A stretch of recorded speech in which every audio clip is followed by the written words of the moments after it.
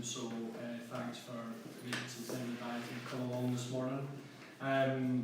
We've got quite a busy agenda and a couple of big talking points around the new terms of reference, process for standing for the new committee and potential head of the gallery, so we'll try and keep everything moving along pretty quickly.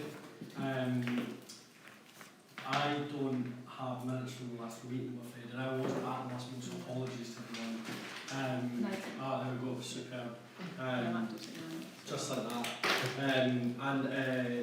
Firstly, thanks to Niall for chairing in my absence. It's always good to have someone step up, so thank you very much. Was there any changes to the minutes that anyone noted, or were we all happy with them? Happy? Yeah. I think it was mostly focused around the kind of review of the committee, wasn't it? Yeah, main discussion. Yeah. Absolutely. Perfect. That's fantastic. That's a badge. Thank you very much. So the next minute on the point on the agenda, and the main point here, I suppose, is Paul's committee terms of reference.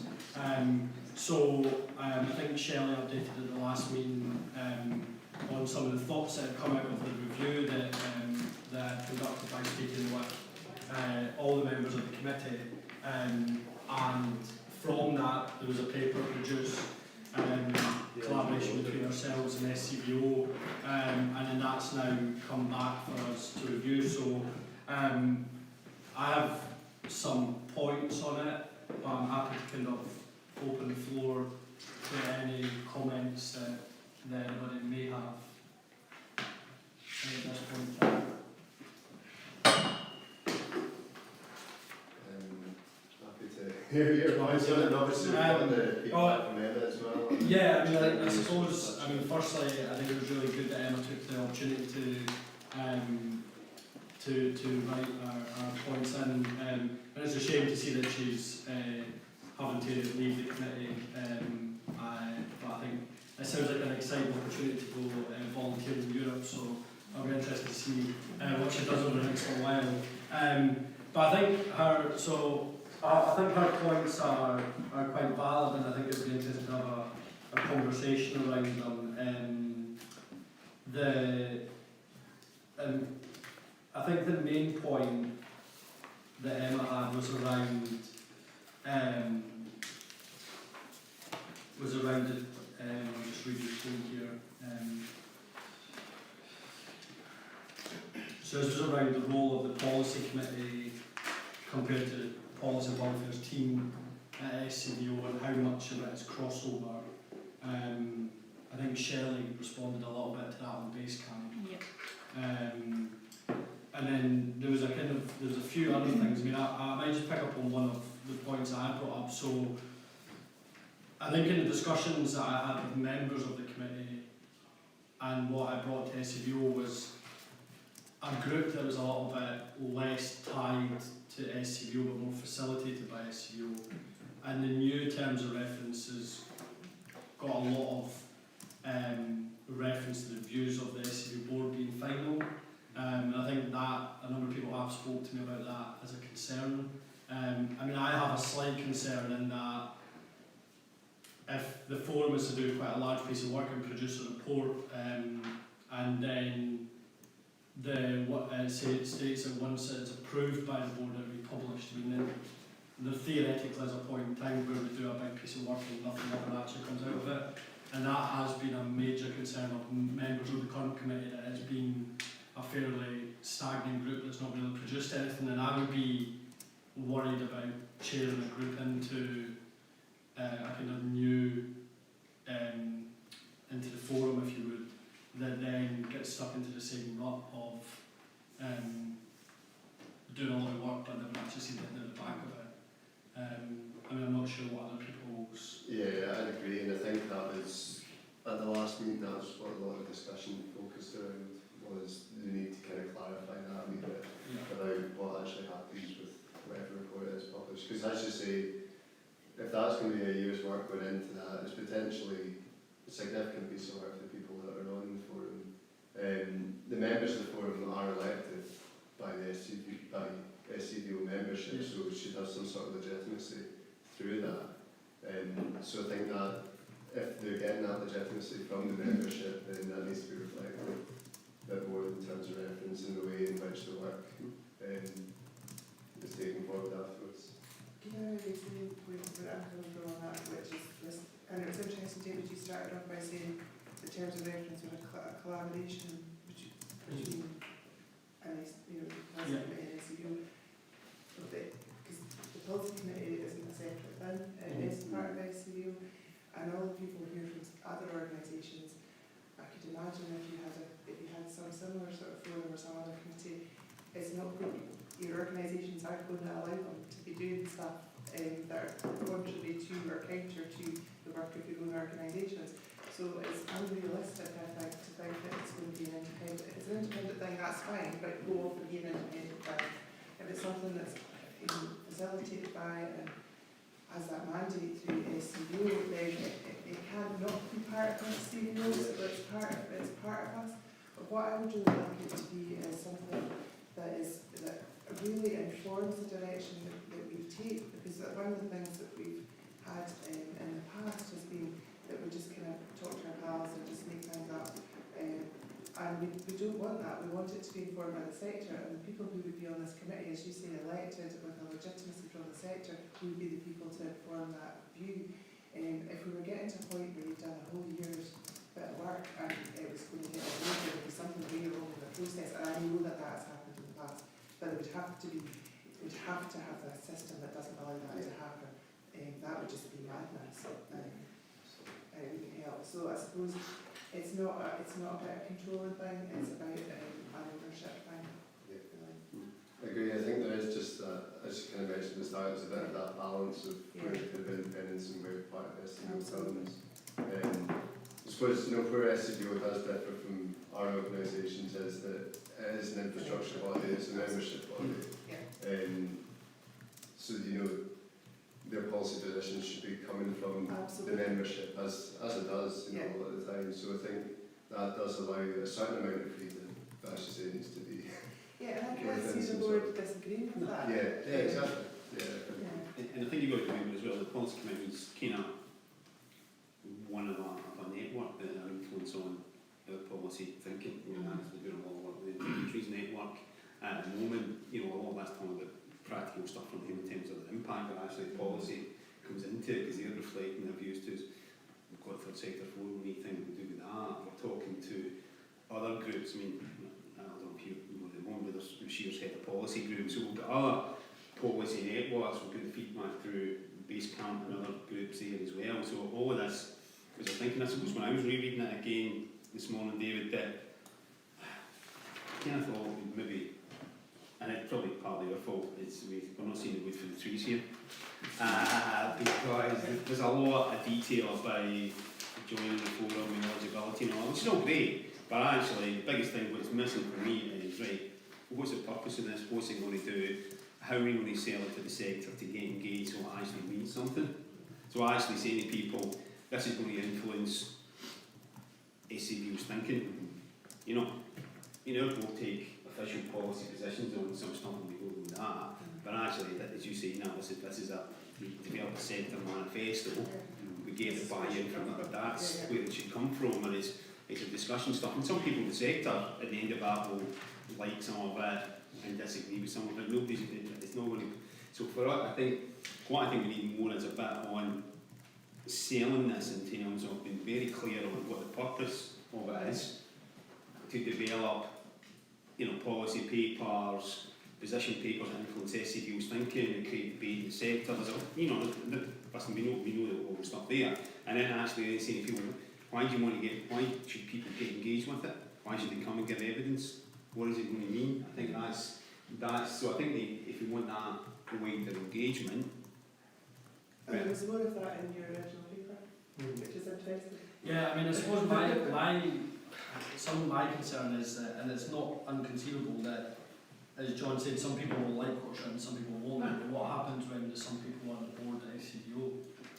Because the sector will want to say stuff, and the board might say, well, actually, don't agree with that. Yeah. How do we then reconcile that? Because we've asked people to take time out of their diet to come and give evidence, or we've taken time out of diaries to sit and write stuff, and then suddenly it doesn't go in. And that's my only concern is how do we, I think people have shunned joining the committee because it's seen as something that doesn't do anything and doesn't really have any fall through. And that, you know, the whole point of this is to change that perception, but people may read this and just say, well, essentially I'm just a de facto member of the Policy and Public Affairs team, SCVO.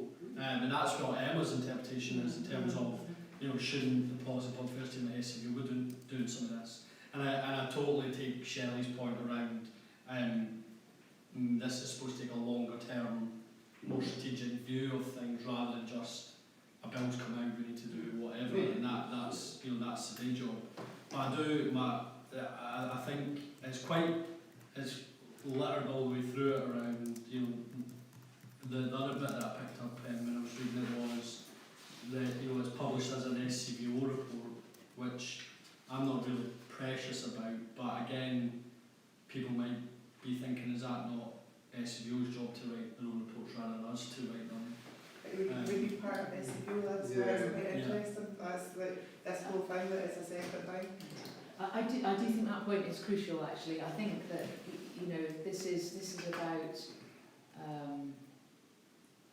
wider representation in the discussions that shape SCVO's stance on issues and so on. I think it's got to be an SCVO stance, and it's got to have SCVO's name to it. I mean, I think it's a good question to ask, but the way I would see it is it's like any other governance structure. If you're involved in something and there's a conflict of interest or you're not happy with the outcome, ultimately I suppose we just have to give people the opportunity to declare conflicts or take a step back from certain pieces of work, or ultimately people will vote with their feet. But that's why it's good to ask the questions now, so that hopefully we won't end up with those situations. Yeah, David, the thing is, branded as SCVO's policy forum, so actually that's what it will be. You know, and I think The policy forum.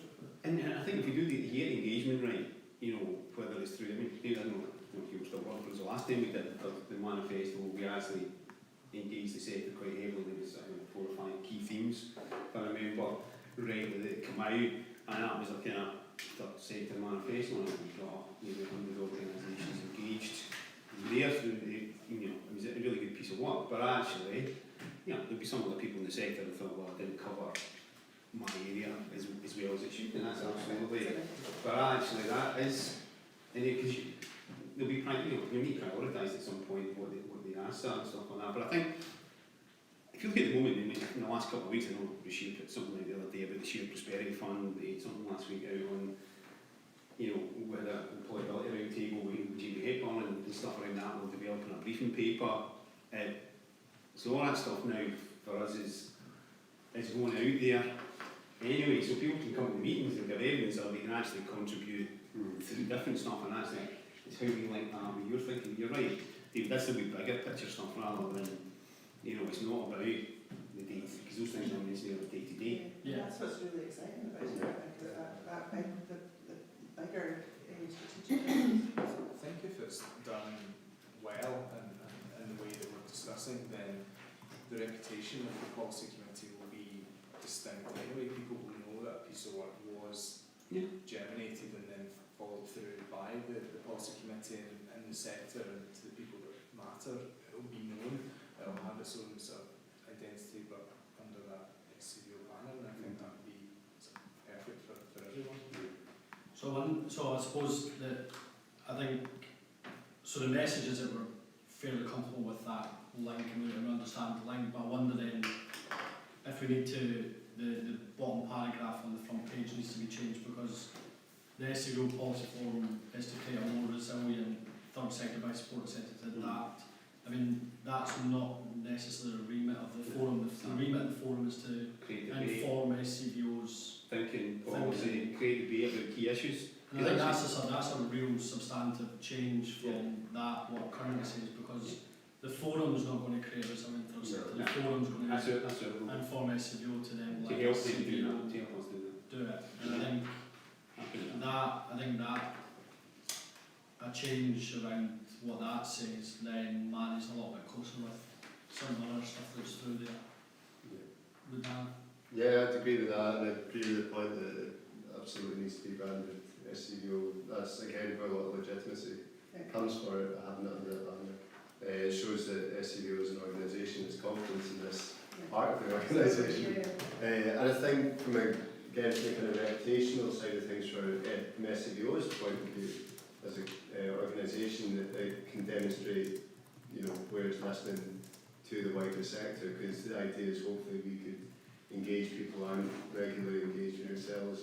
Say we were looking at a manifesto or something like that, then it would be much more difficult for organisations to turn and say, oh, we weren't consulted like that, we didn't get a chance to feed into that.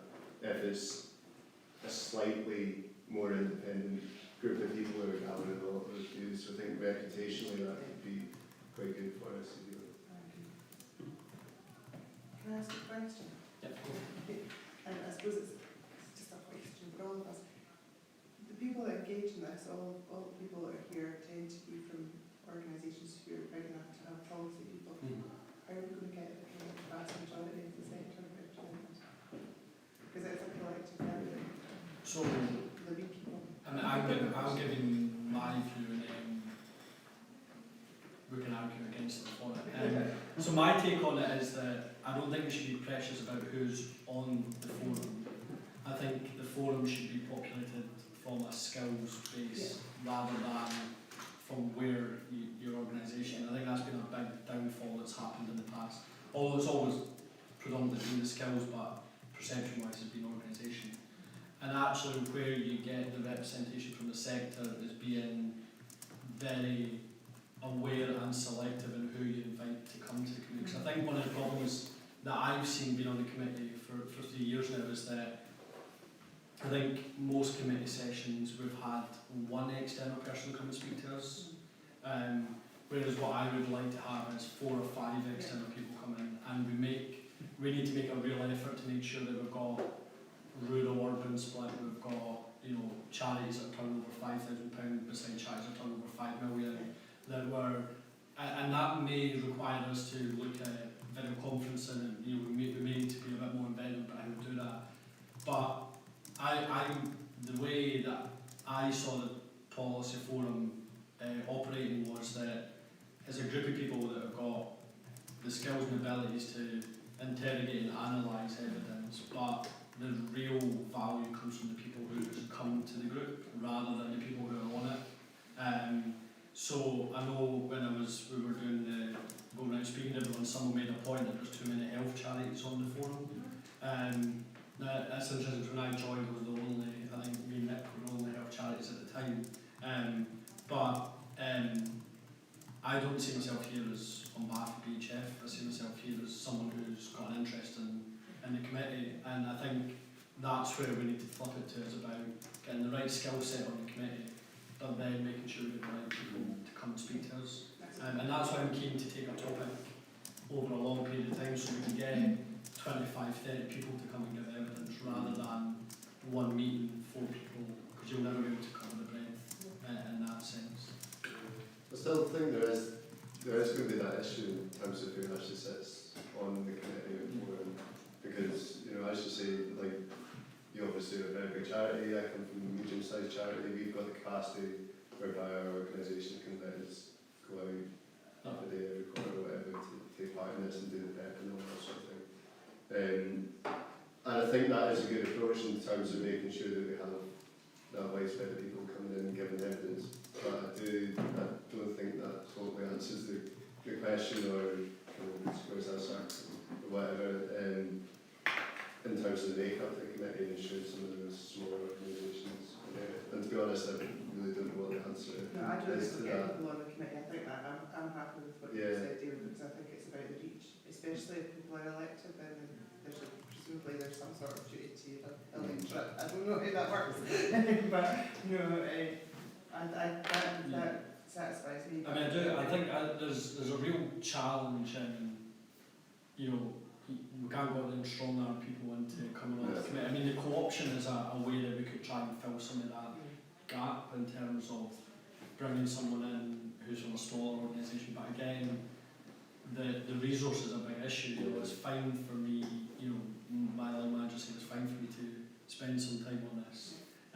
But if you're the only policy person there only 3 days a week, you know, how do you then, you know, make time for something like this? I mean, hopefully, you know, what Craig said is it becomes seen as somewhere that people Yeah. want to make time to do it. An organisation see the value of Yeah. funds And but you know, I think the onus comes on to the forum to say we're not just inviting the 5 big charities that work in that area, we're making sure we're going and speaking to, you know, remote and rural, or we're speaking to, you know, a 2-man band type thing. And that's a challenge in itself. I mean, we'll need to rely on quite heavily on you guys to be able to identify some of those people, I'd imagine. Yeah, it's a challenge, isn't it? It's an ongoing challenge for everybody, the policy agenda in terms of that, and I suppose in some senses when it mentioned intermediary network is getting up to speed, we probably need a back cross collaboration with them on some of the policy stuff. So actually, even if they were just disseminating stuff for us about we need your engagement, if you got views, here's an email list, plan to be do something, because actually probably underused them as a communication tool. I think one of the things I've thought about, and I think you guys, so at VHF we've got our own survey software that we use when we're doing big pieces of work that we fire out through GP networks and whatever. I mean, any body of work that we're doing could have an online consultation that goes along with it that can be sent out to the whole membership, and that might be a way of reaching and actually identifying some people who've got that are wanting to engage in that sense that maybe aren't seen on the policy circuit, if you would. And looking at how we just do things a little bit differently in that sense. So you guys had quite a good response to the state of the sector. Yeah. And also doing that at the moment. Funnily, the first week we've not had a good response, which is weird. Unusual. We were talking about that yesterday. Actually, it's already got.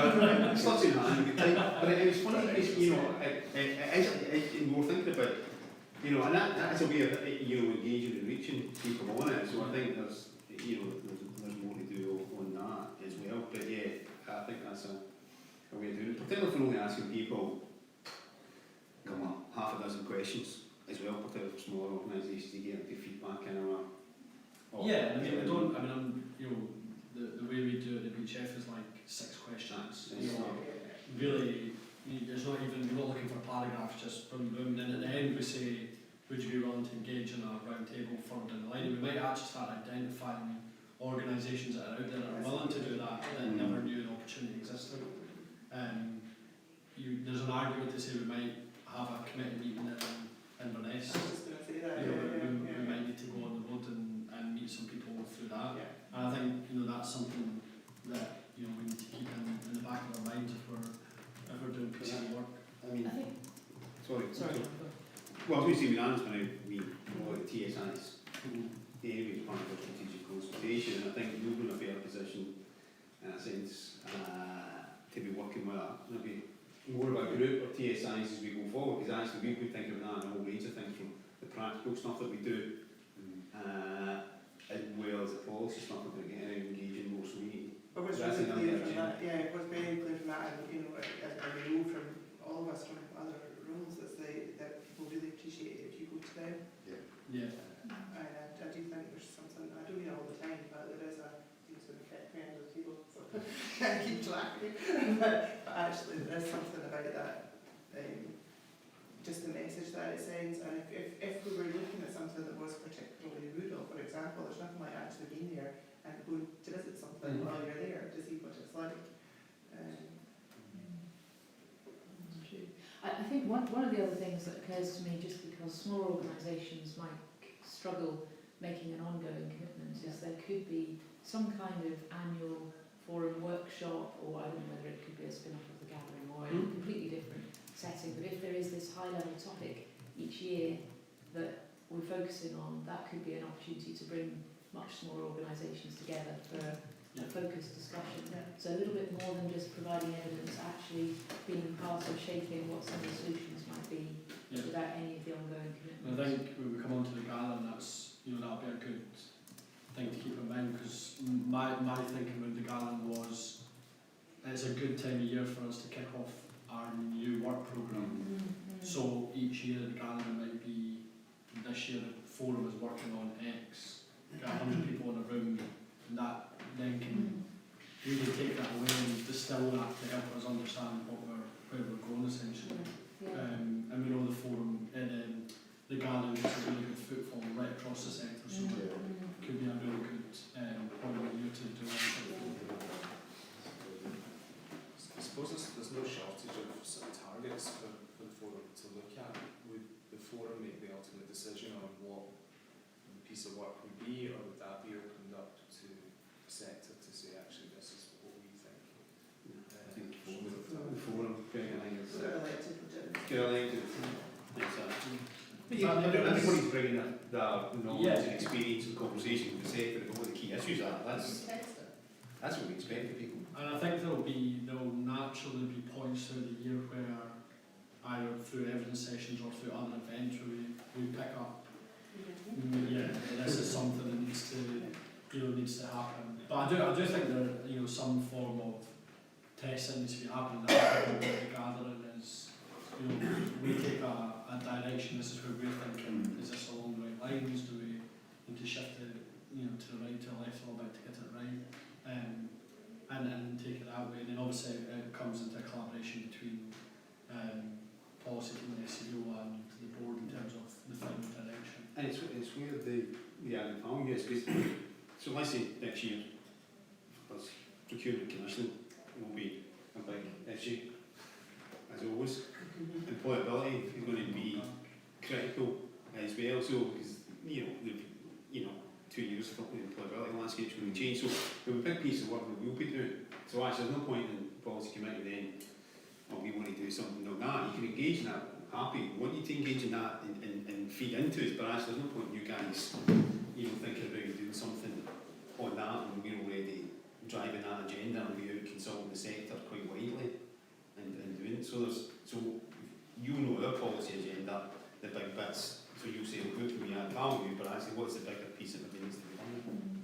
To what extent would the policy forum or possibly other parts of SCVO be sharing insights with NCVO or bodies elsewhere in Europe, or how does that happen at the moment?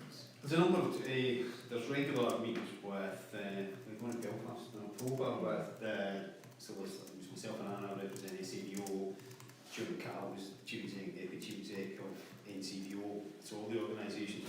Craig were involved in every 2 week conversations with them on Brexit at the moment for his sins. You just come here to say there's NCVO, but like we have a heads of policy group that we share kind of convenes and engage with stuff. They've kind of got one that ourselves, Wales and Northern Ireland are invited to get along to. I think Buckinghamshire can go to the next one, but actually, so there is a kind of engagement on general stuff, and we tend to share quite a lot. So it'd be just useful maybe, because that's great, and that's kind of what I would have guessed, so maybe even just once a year or in some kind of regular forum to feedback some of the high level issues that might emerge from those discussions to inform discussions within this group. And maybe it's just an as and when, but keeping this. Yeah, I think one of the things I was always quite clear with is it should always be a standing point on the agenda that's an update from you guys just on what's going on.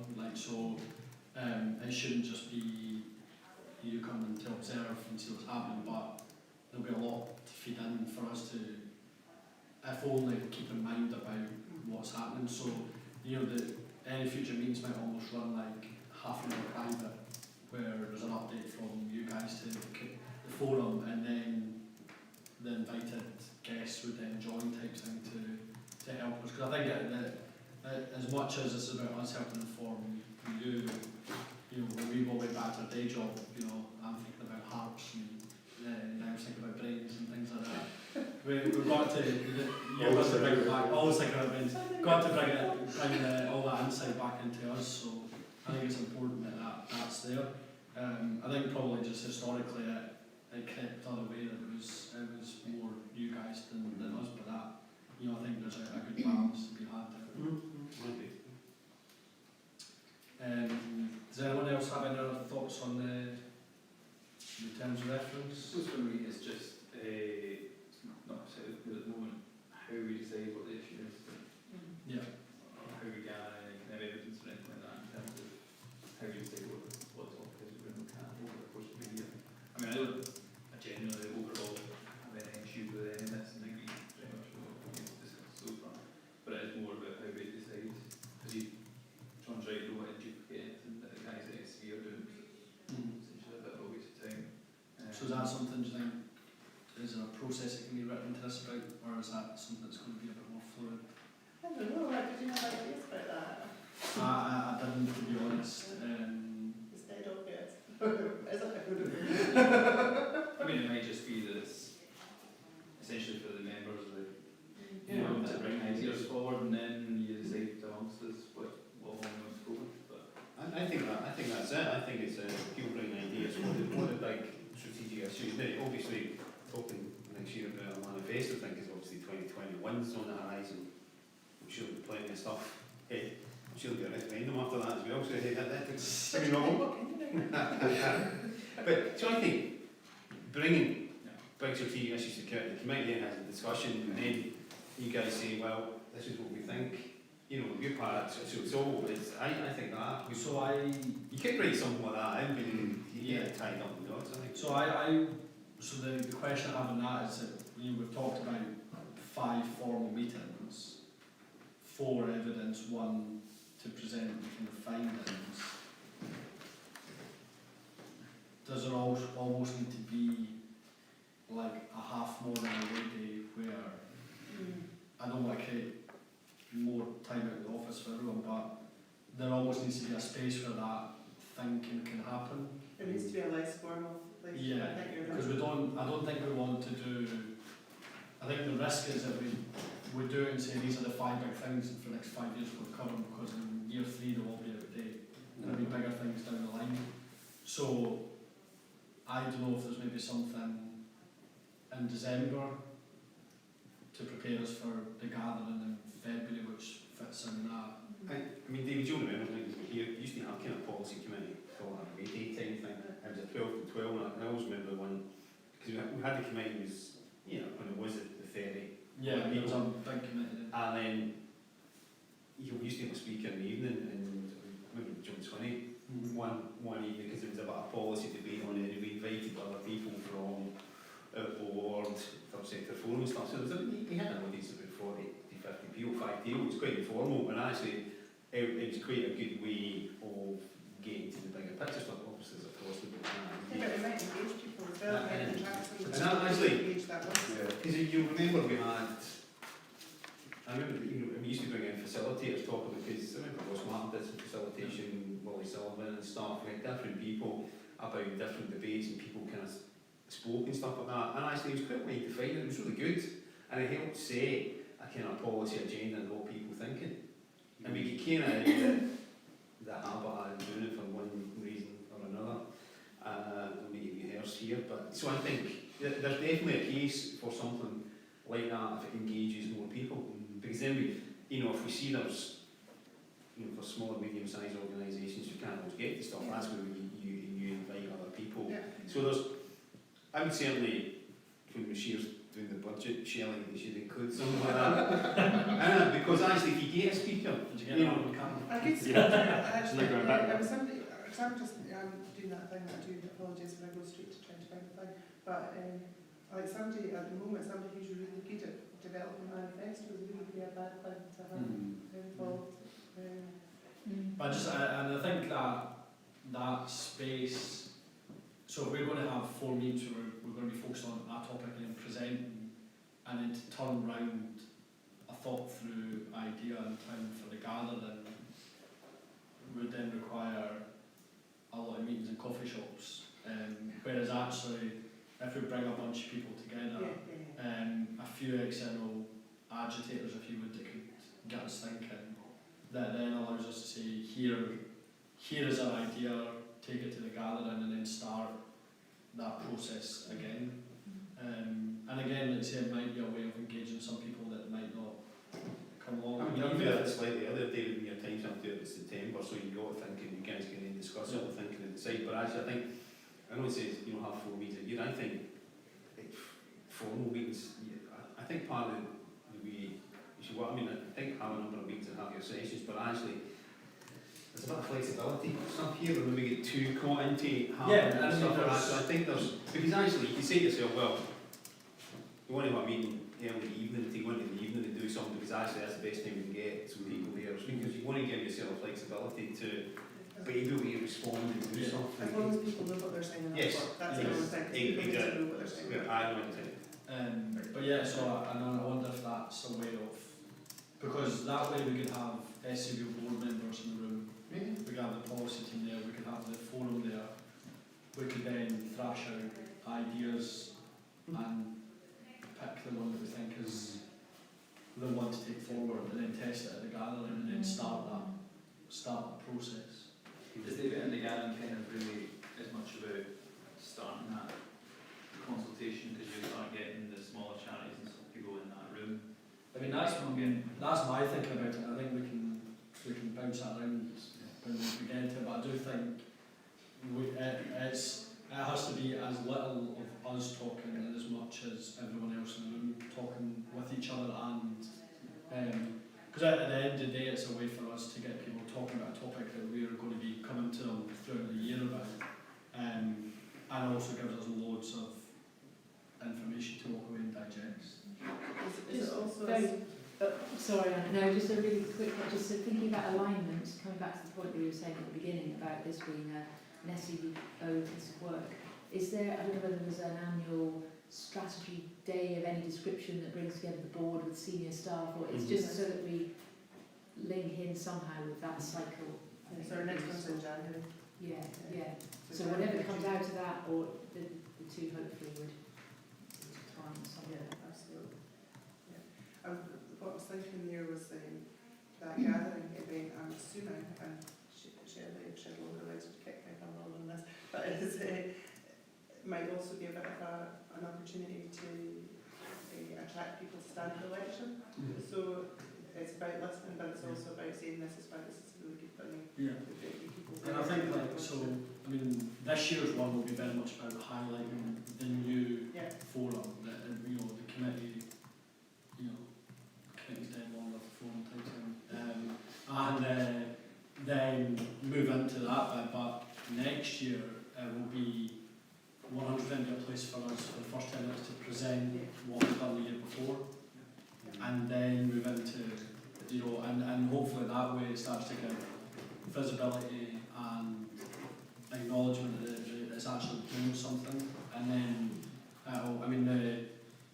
the kind of terms of reference talks about a third of the committee will step off each year, so we'll 100% be looking to attract people to come into it. So that could be really good time at the gathering, because it could be and here's what we've done, and here's where we're going now, and come and be part of this. Yeah, exactly. Cool. So, couple of minutes left on the terms of reference. Was anything else anybody had? Nick? Just staring at you. No, just going back, I don't want to sound like someone's, the good old days. But what John, you were saying earlier about when you used to bring the wider group together for some of those strategy days, I think that was one of the attractions certainly for me to want to get onto the policy committee. There felt like there was a momentum to test your ideas in those sort of forums and then really develop them in the committee. So around about rejuvenating it, those sort of aspects of it would be really great to have. I think that would be a good idea. Yeah. And so I never really answered Fraser's point. So I don't know if we need to write the process of deciding the topic into it, but I think we just need to have a clear thought process on how that might happen. And probably agreed within the committee as well as SCBO is probably the right way. Because it might, as technology improves, that thing, a Wednesday night, I think the past to be virtual knees running about somewhere good something. So Have a hologram. hologram. But I think that's part of it. I think we've feature. got to get too caught up in the whole technology thing. That was it. Quite busy. And you can forget about actually face-to-face stuff and engagement. Actually, found the way it was. Churchill's here. But yeah, we just Perfect. So I think from the terms of reference, fairly comfortable with that. I think the only thing that needs a little bit of redrafting is that last bit at the bottom. But it's probably just pulling this bit at the back and says what the form will enable SCDO to do. yeah, I think That's we'll look at that and reconsider the first bit and say, here's the purpose, here's what it's want to do. So actually people are very clear on and making it, keeping that at the front bit here, so we can think of that. Okay, sounds good. So the next bit is the process of standing for the new policy forum. Is Sharon going to update us on the process? Yeah, this is quite short, and I don't think this has been ironed out yet. And people can feel free to correct me if I am mistaken, because we've discussed this a bit internally. So my understanding is that 4 current committee members would put themselves forward to stay on the committee for 1 year, and that would be 2 male and 2 female. 4 current committee members would put themselves forward to stay on the committee for 2 years, again 2 male, 2 female, and then 4 new committee members would be elected, because that will tie in with the cycles, that are described in the terms of reference. So And the 4 that would be elected on a 3-year term? yeah, so we aren't sure if there's anyone in the current committee who hasn't come to the end of their term yet. Yeah, everybody has. So, that means that I don't know how we decide, who would stay on for 1 year and who would stay on for two years.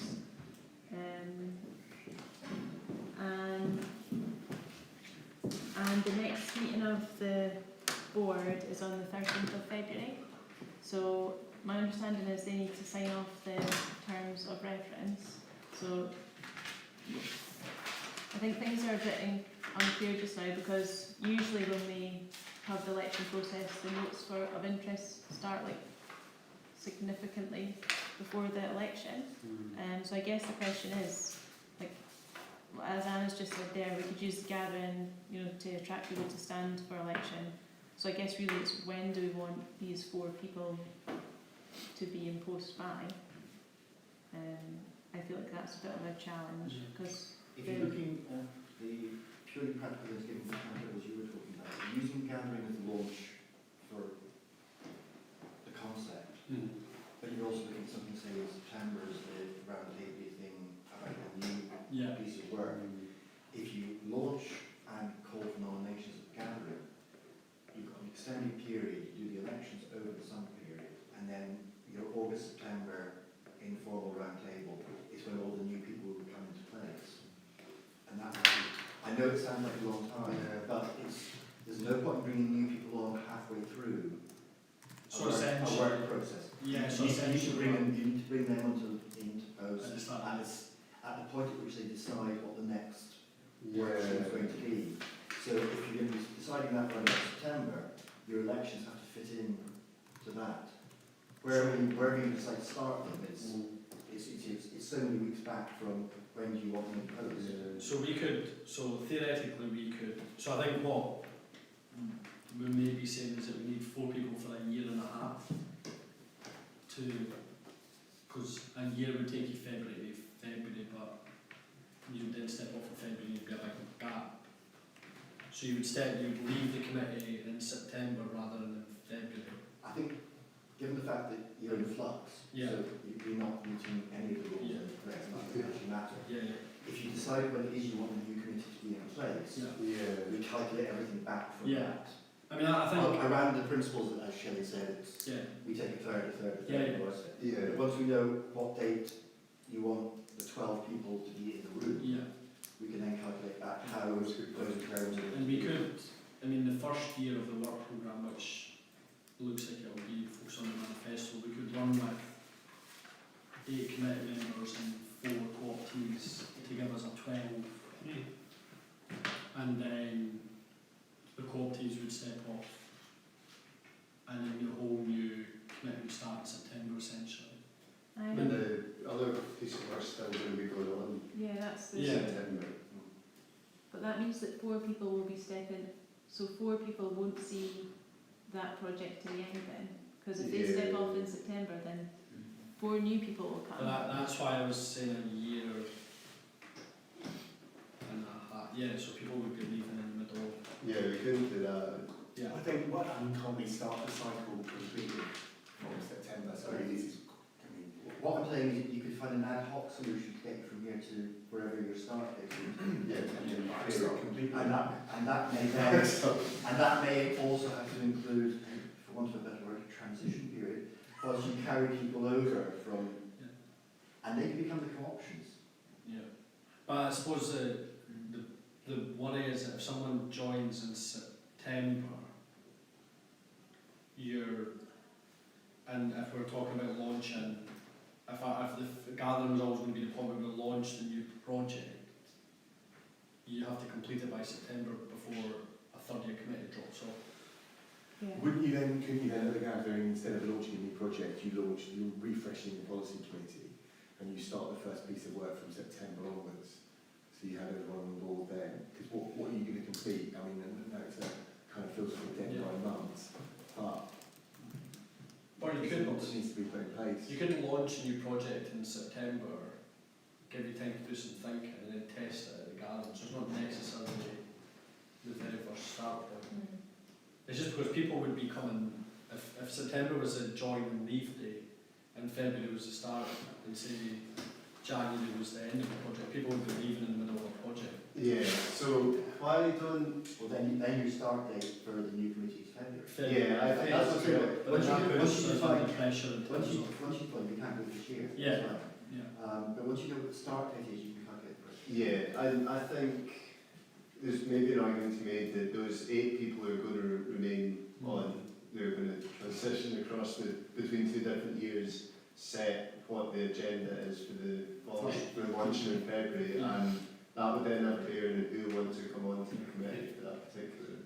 I think you're never going to have a perfect solution here because it's a kind of transition year, so I think Steve's right. But actually, you can still, I think, launch during, third sector manifesto for 2021 at the gathering and start doing something there, because actually part of the whole key about that is, it's about the forum members as well to be driving that, but actually because it's about engagement with the sector, actually that's what's going to drive the content of everything.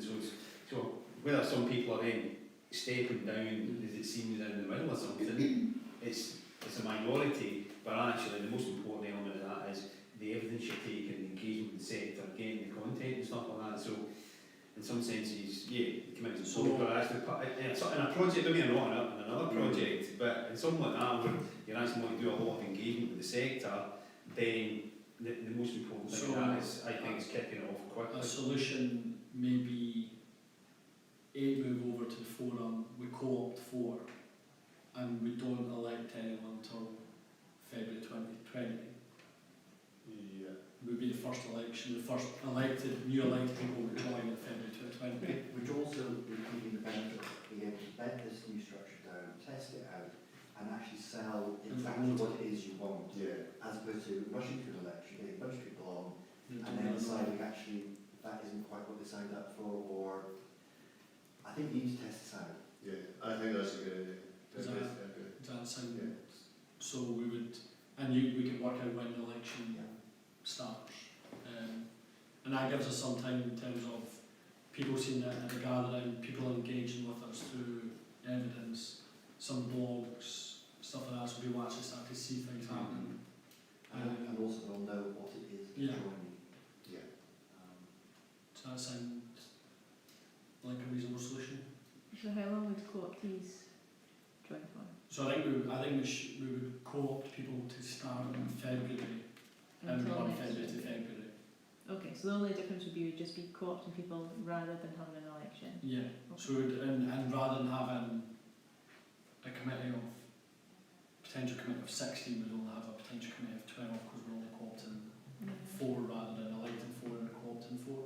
Yeah, I think we had, so we were going to have the committee of 12 and then the 4 co-optees. I think the purpose of the co-optees were for equalities Yeah. characteristics, so would that still be the same? I think we should take it. We should definitely take it into consideration.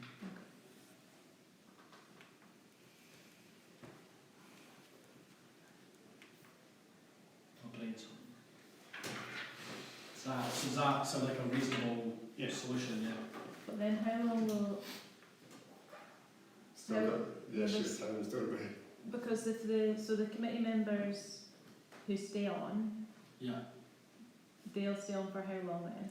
4 for 1 year, 4 for 2 Yeah. years. So And then the the clock first, will the stay first the four same? would step off in February 2020. Okay, The second four would be February 2021, okay, and then the first elected people would then be off in 2022. okay. And the So co-optees will stay for 3 years then? Co-optees a year, I think. Is that Year, not- you may want to change them. Because we've changed the numbers though, as Shelley You was will, saying. you will have a slight we're hiccup in, you won't have a nice cuddly 1/3 Yeah. for the first couple of years, but practically you never actually get cuddly discrete ones because people move on, people retire. Yeah. So you won't always have 4 people off, 4 Yeah. people on, you'll have 5 people off, 3 people on. People leave, people change. And So- so there'll be a bit of a hiccup over the first couple of years. So is the idea that when we get to those first elections, that we move the committee size up to Yes. 60? Yes. Yeah. And Right, I mean, and then that's when we can get the balance of that would times. also be when Yeah. you'd be electing more than 4 down that cycle. Yeah. So that's where your hiccup would build in, but that would even out over time. Sure. And I think the good thing with Steve's suggestion is if it's not elections to February 2020, if you're doing all this piece of work through next year, actually people will see the engagement committee and all the new structures, and actually it will attract people to stand and do stuff. So I mean that's and qualities. Has there been any consideration to, if a current committee member stands for 1 year, but then wants to run for election, or is that?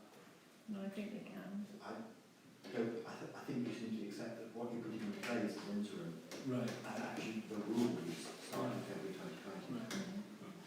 So if you did a 1 year stint and then you said actually I wanted one for 3 years, you could then do it. Yeah. And then after that it's a maximum 2.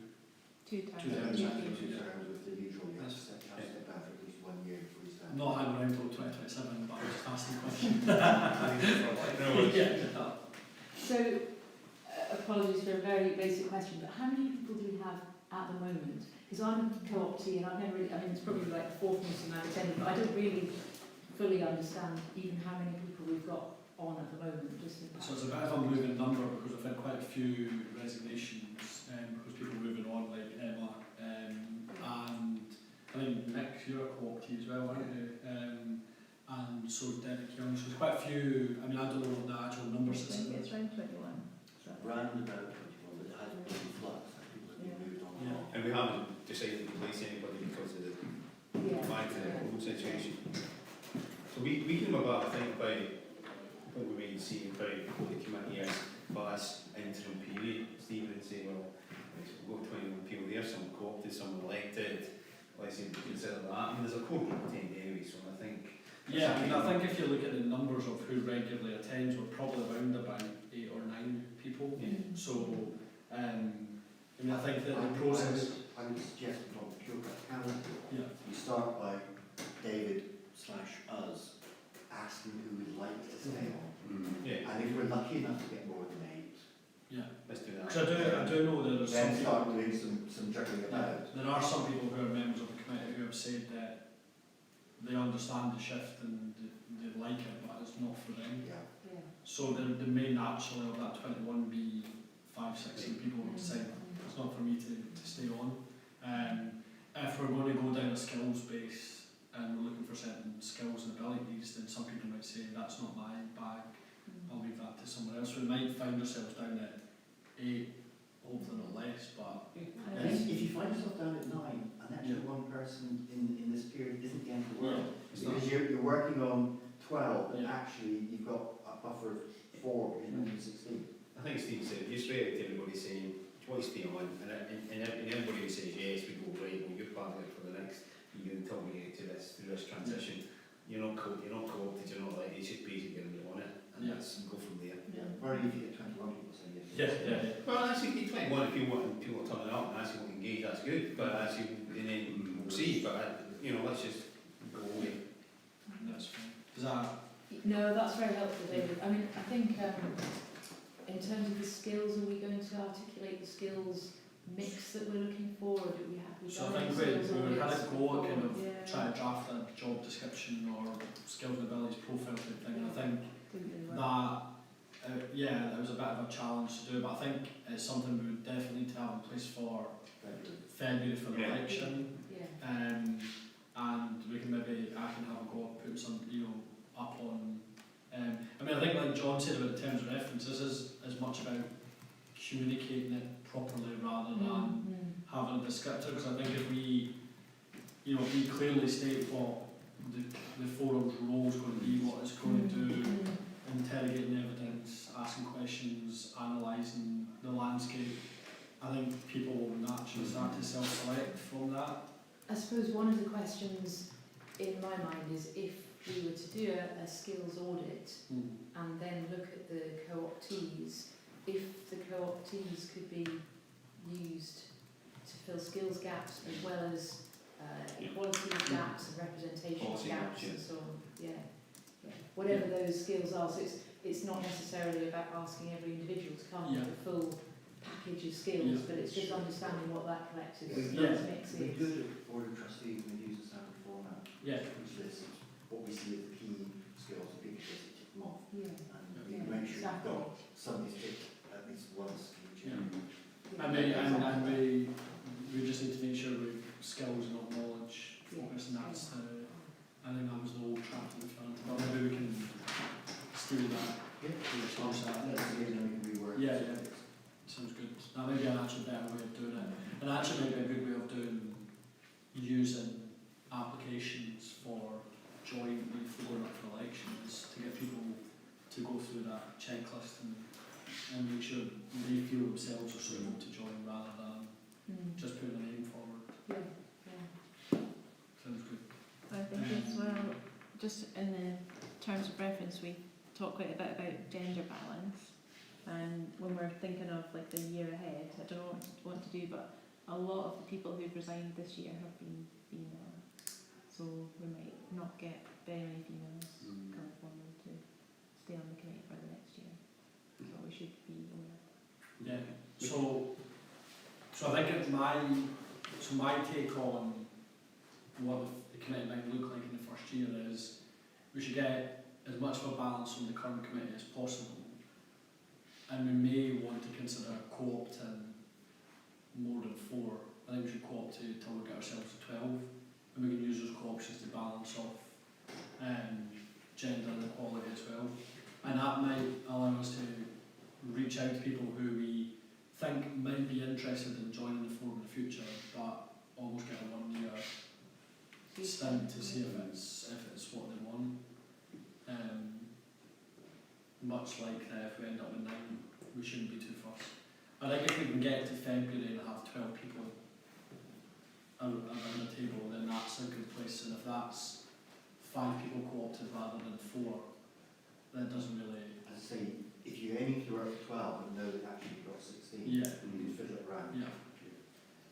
And that way we can go to people who we think would be, we can approach people who we think may be interested, and that way they're only committed to 1 year rather than 3 years. Does that make sense?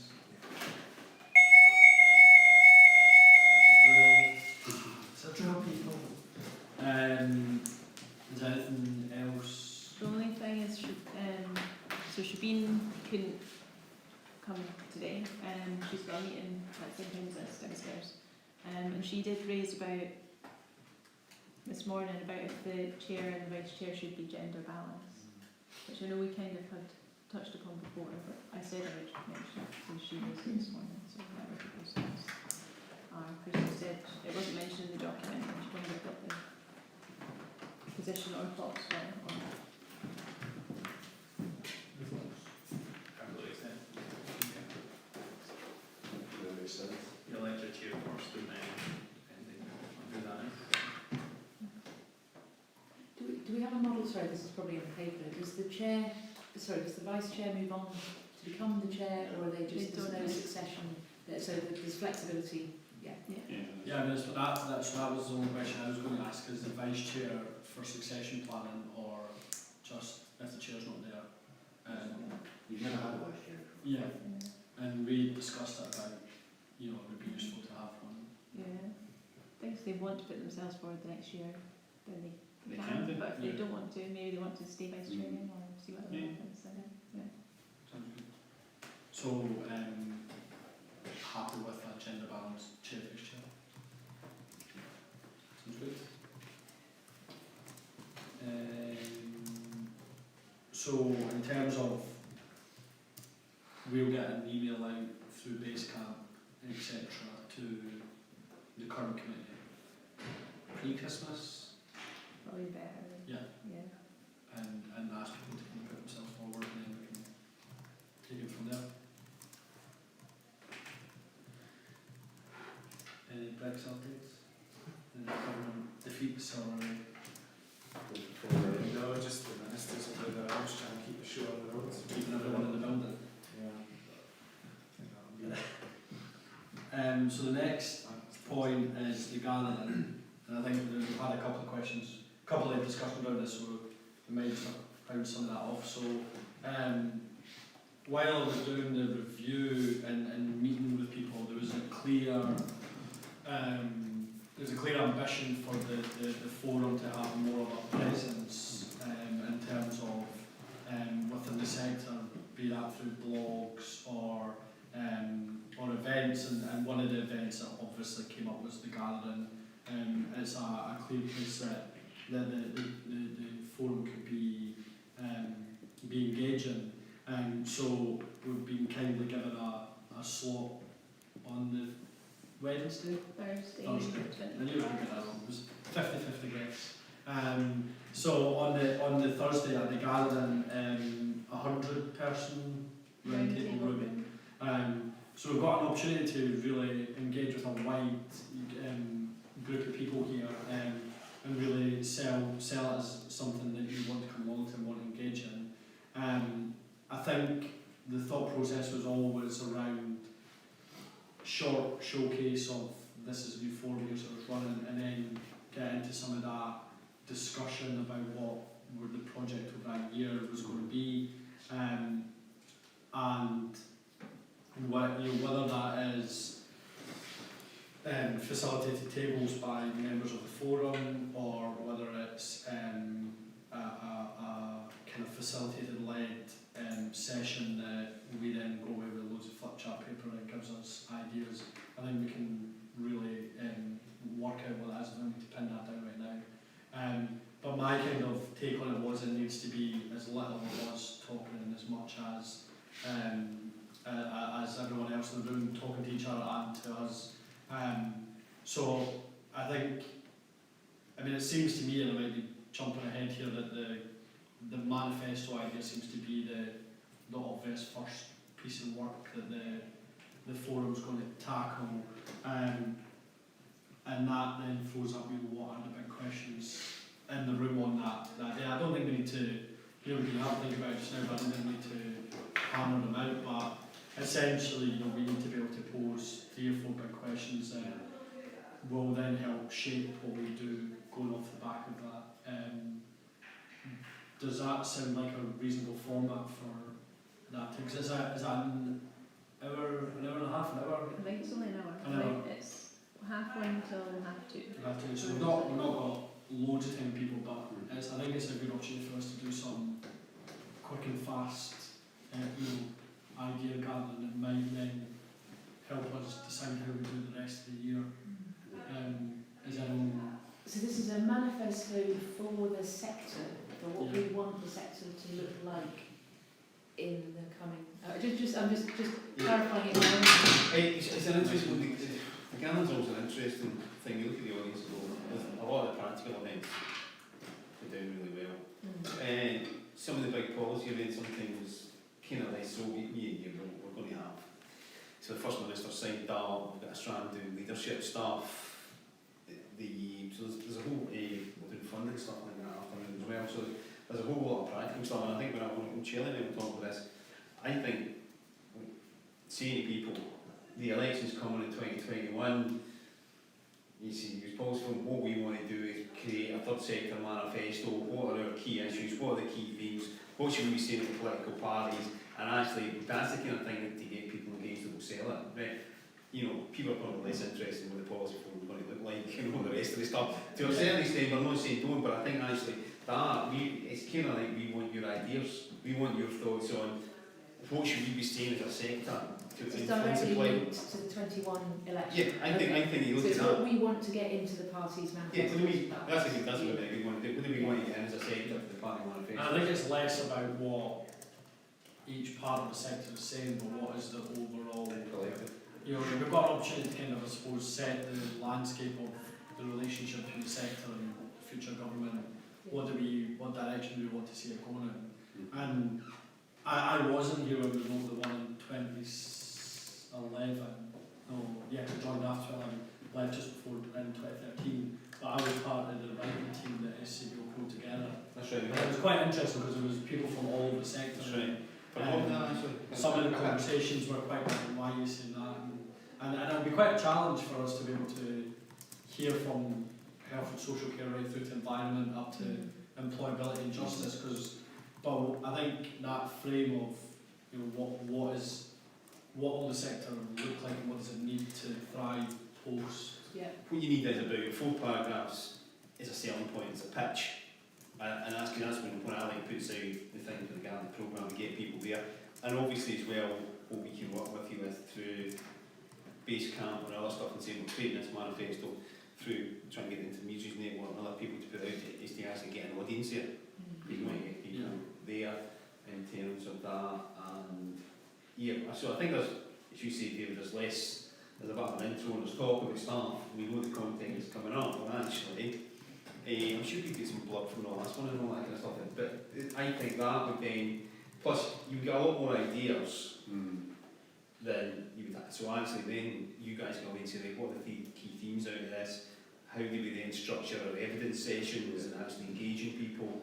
And actually you've got I think that's a really good point with the themes issue, because the sector's so vast. If you were to pick, you know, health, environment, or whatever, it's just we never please everyone as well. We always miss something. And also, does the sector not always say try and break down those sides? So I think the themes ideas are I think that's one, and then ask people to pitch into those themes as however they see themselves sort of fitting into that. But Yeah, I mean, I think. Yeah, I mean, these sort of things that have been in the past work really well when they're quite fast paced. So we're maybe looking at 4 questions that we post to the room. They get 10-15 minutes to just really fire stuff down, move them on to the next thing, and that way we can walk away with as much information as possible, and then start to the next time we'll meet is I think there might potentially be a meeting that afternoon. I think we need to decide that today. Yeah. If we want to meet before the gathering, Or at the gathering, yeah. or after the gathering. So that there'll be a process of then digesting what that all looks like, and then picking out how we plot the meetings go forward essentially. Does that sound? And I would suggest that, if you've got 9 people, then you get around 100, let's say you get 70, 80, that'd be good.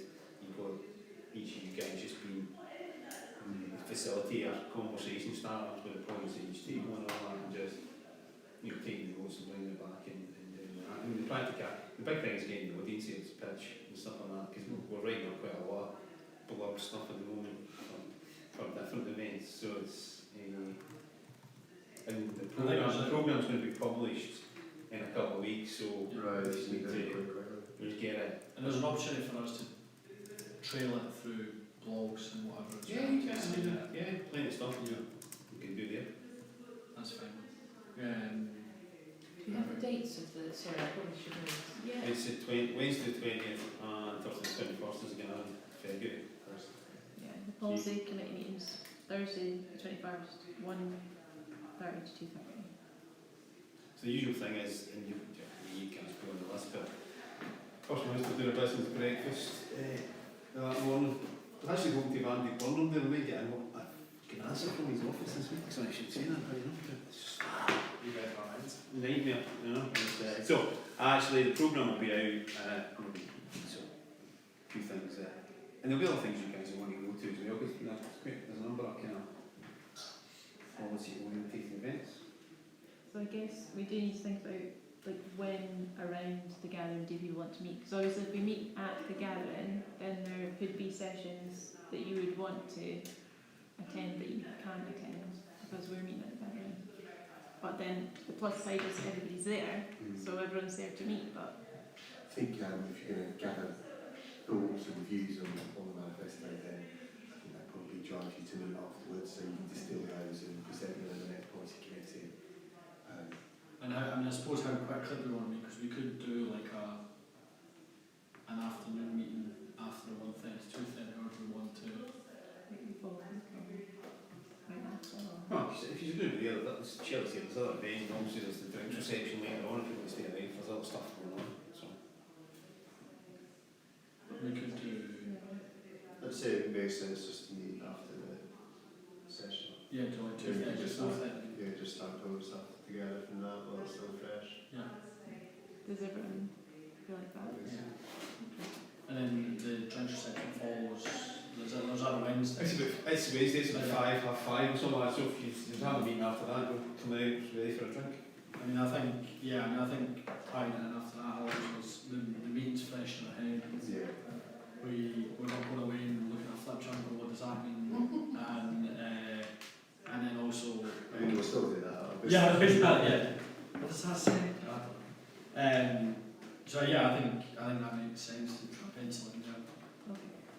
Yeah, and if you're not, you have to, you're going to have an in-front meeting with us, because I think we're actually slotting in a debate at the end of the day before you may want to go through the trial. Just on, I think that's maybe on the kind of future of the sector and stuff like that, so you guys are probably going to that as well. So that can afternoon.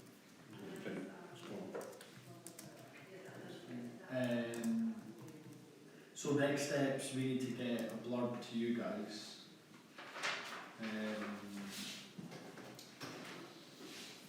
Do we want me to just take a stab at it and pop it on Basecamp and then you can shred it? Yeah, the relationship picture by the relationship. It's closer than you think we want it, and I think what people want in practice stuff is about being able to collectively influence. Yeah, people are influencing on their own side, so if you're in the children's sector, employability sector, people will be doing their own thing as organisations in the private sector, but to be honest, that collective, what we want to see as a sector is important. So I'll get something up on Basecamp today or tomorrow morning, and then we can kind of hack into it. And actually we can probably get links that we can put to previous one that was collective to give people indication, because the two things we did collectively were the last manifesto and our response to the Smith Commission, which was kind of developed in the same way, you remember that, and it was on key themes. And we still refer to the Smith Commission stuff in a sense as the principles, particularly around devolved powers and all that kind of stuff that we still use quite strongly. And some of the collective stuff that was said there, it's still very useful for us. Sounds good. Any other thoughts on the gathering, or? I mean, I think the starting point seems good. I suppose we'll need to discuss how we're going to gather some of that information, because Yeah, I think we need to think about all those questions. The thing is, you don't want to be overly directive with it, because you want to see what's coming out from it in order for you to understand what the themes are that you can take forward in the committee meetings afterwards. So we need to figure out the balance. Yeah, and I think if we can get the blurb together ready for the launch in the next few weeks, then we could do a bit of a bounce round in January. Once we know, I suppose, who those 8 members are or more that might be on the committee, we can just fire around some thoughts about how we want to structure the session, and then that will, I think you're totally right. I think you need to make it as open as possible to let everything get out, but there will need to be some kind of starter question that gets everyone going. Right, keeping people back in a high level. Yeah. Because we know what's going to get stuck into. Brexit. We'll all be solved by then. Yeah, so I think if we get a blurb right, then post Christmas New Year we can start thinking about what the structure of that is, and as long as we've got that in place by the 21st, then we'll be all good. I wonder whether it would be worth asking people to identify the capacity in which they want to come and participate in that session. So very often in sessions where you've got that number of people and they last an hour, it's a good amount of time, but it's not all that long. You end up having very, very wide discussions and everyone sticks post-it notes all around the walls, and there's always a bit of a danger of it being one good and apple pie by the end of it because you have to simplify it to the point. So could we ask people, for example, 2 questions where one of them is about needs that they want to identify that they currently feel are unmet, and one of them is about solutions, some of the solutions that people see on the ground, especially within smaller charities that don't have the capacity to advocate them on a public platform very often. There'll be a mixture of needs that people bring along and solutions that people might bring along. Is it worth just getting people to think about why they're attending, what they're bringing? Are they coming to champion one of those things, or they might bring both? Just as opposed to just coming along and generally taking part.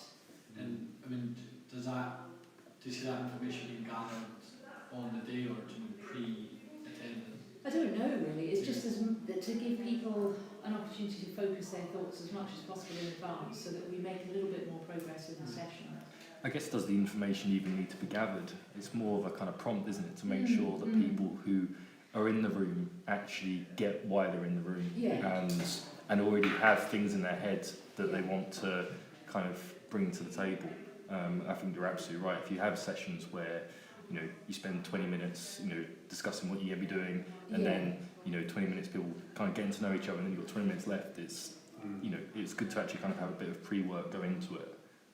And to make sure that actually you get people in the room who, are going to be able to contribute on the day. You can check the process, because actually once people sign up, we've got the blog, there's other stuff sent out to them. Yeah, I was going to say, you you can get an email to remind you. Yeah, there's emails reminders, there's other stuff as well, so we can check the process with the I wonder if team. there's But something we can send out. there is stuff that can be sent out in advance. Because people send out agendas for the meeting, what they're talking about, so we can do that. Yeah, so I think that would be good in terms of a week before the meeting, send everyone a kind of bit of homework to read and get them thinking. And then it frames it a bit more that once they come in the room, it's not just, they're not going from here to whatever, they're already got an idea of where they're going. Because I suppose you run the risk of, as you say, it's quite a short period of time, so people might not get into that mindset. They might just turn up, do their pitch basically for what they particularly want. And turn up and say, oh, we need access to services for people with MS, or access to this particular people. Then a wider set of context that These things can often get stuck in a moan as well. the Kind of group think of moaning about X and it never gets past whatever, and there might be somebody sitting quietly who's got an idea or a solution. a solution. Yeah. I mean, there's an opportunity for us as well when we're sending that email out with some of the kind of homework, is to say to people that if they're keen to engage in this conversation in the future, so we already know if there's people in that room, they're not just coming for that one day, they might want to come and give evidence, so they might want to be a group that we can I think that's an excellent idea. help us to start to identify some of the smaller, because that's going to be the ultimate challenge in this, is how we identify some of the really small organisations out there who will have really valid solutions and needs.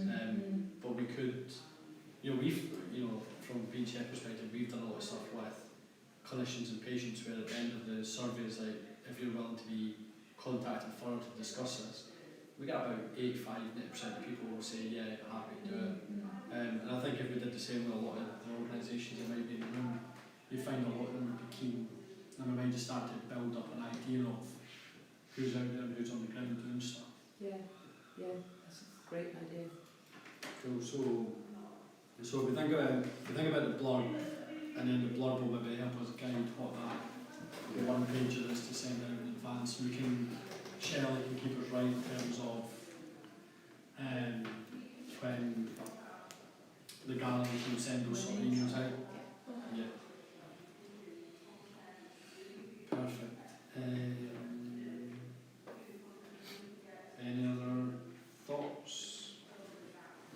charge on it ahead of time. So it's 15 minutes on here for a verbal update on 2021 manifesto forward planning. What my name's next to as well, great.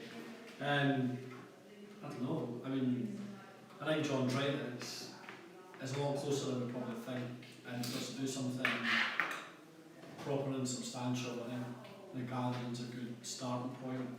And I mean, I've not really got, I mean, what might be good is, there was a 2011 manifesto done as well, wasn't there? So it might be good if we can put 2011 and 2016 manifesto on Basecamp, if we've got them. Yeah, I think the 2011 one, I think it was called an ACBO one, the 2016 was a more of a sector one, as it was a Smith, so we'll certainly look them out. I think it might just help us look at something that's existed. Yeah, it gives an idea of the scope. Yeah. The other thing I'd maybe suggest, David, so you get, as you say, ideas of the gathering about all the issues that will help you decide on the key themes for it, for example, we take evidence and stuff, but I would probably think for 2020 we could run a series of, I think we did this year, with each individual party having a kind of policy event to influence there, and so we invited a range of people from the sector. I think it may be worth point, I think she was First Minister at the time, where we had current First Minister and who was the SNP's head, Stephen, who was the SNP's head policy guy. He was writing a manifesto at the event, it was kind of informal with people, so actually what we think about for 2020 is, under the banner of the SE Policy Forum, having a series of kind of influence events with the parties, because you actually then have something to give them and be saying to them. And given what's going on at the moment, we know the Brexit stuff, nobody's really turning their mind to manifestos at the moment, so maybe be tighter for the parties as well, and stuff like that. So we can think about how we engage different party forums with the collective view of the sector under the banner of the policy forum. Yeah, I mean, I think the 2011, 2016, maybe even the Smith Commission response might be good for framing some of our thought on what that looks like, so we're not just starting a blank sheet and run away at all. We may decide that we would do that, but I think it would be good to start from that position. I mean, for me, I think the big challenge that we're always going to come up against is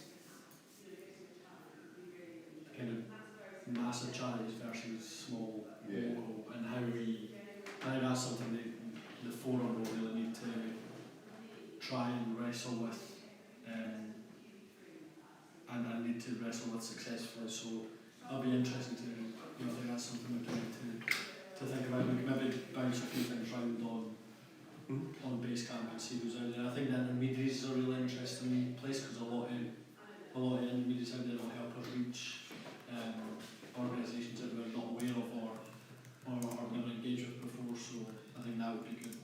And then any thoughts from SCBO as well about how you guys would engage with that would be, engage with those organisations on a day-to-day would be, I think, would be really helpful. I do think for the manifesto it might be, or this project, it might have to be, a trip to somewhere to meet with a bunch of rural, small charities to really engage with. I mean, small charities don't just exist in rural communities as well. I mean, there's an urban challenge in it as well, but I think it's something that does need to be very much at the front of our minds when we're engaging with that.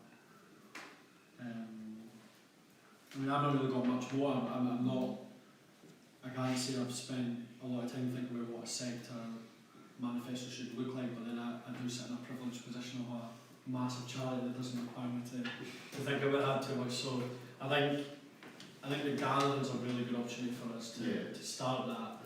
I think Niall's point about we can't be too constrained in our thoughts going into that, because we need to let people get as much out of that as possible and share with us, so we can then start to prioritise it. Would be good. I mean, I suppose from the manifesto point of view, there is there's a very basic point of starting, I suppose, with the SCBO's values, and that's a thing that will drive what the manifesto says. So, you know, there's a piece of work in that in terms of saying, here's where they are and how do we come behind that.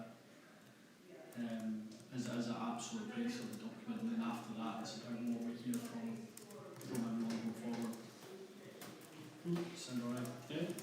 I mean, does anyone else have any thoughts at this point? I mean, there's some topic areas which I think might emerge. I've just jotted down 6 of them which feel relevant to both the, because I work in the environment sector, but I'm also a trustee of a large health and social care charity. So I think things like resilience of the sector, I think that's going to be important in thinking about what that means in terms of what could go into manifestos. Preventative spend, long-term funding cycles, the alignment with the Sustainable Development Goals, which we could then bring into sort of just more joined up government thinking in general, and something probably about supporting innovation and the role of government in supporting innovation. So those are just initial thoughts that I think might. Yeah, and I think we'll find, I mean, what we'll get is, this is my problem, but actually the solution fits into a pocket of things. Yeah. I mean, I think there's something around, you know, that all folds into kind of the sector's relationship with government and government's relationship with the sector, and what that, you know, what principles they both operate on to then drive forward. And I mean, that all sounds, I think if we probably put a flip chart on the wall, we'd come up with that. And I'm sure some others, but it's just. And I think that the big challenge for us is then like bringing that to life about, you know, charity X does Y, or here's what this charity's done or struggling with, and here's how they could be supported and bring it forward. I mean, long-term funding is guaranteed to come up. It's been going since I left SCBO pretty much. I'll mention that when I do And long before that. I'll mention that when I do the updates. You're going to have to solve. On a practical sort of side, usually at this time of year we already have all the meetings for next year in place. Is that something you still want to happen when you're going to be doing? So obviously evidence sessions is going to depend on when people can attend to give evidence, but also you don't want people in the committee's diaries to fill up. Yeah, so I suppose, I think for me the easiest way is for us to have the dates in the diary and then get out to people basically post-February and say to them, even if it's for the December meeting or a November meeting or whatever, we're saying to them then, the pause committee meeting is on this date and we would like you to come along and share your thoughts with us. And do you want those to alternate between Glasgow and Edinburgh, or what? I mean, I think we should, but we might find ourselves that we need to have one somewhere else as well. I think alternating between Glasgow and Edinburgh is a good starting point, but then we might say that the September meeting needs to be in Aberdeen or Dundee or Stirling or something.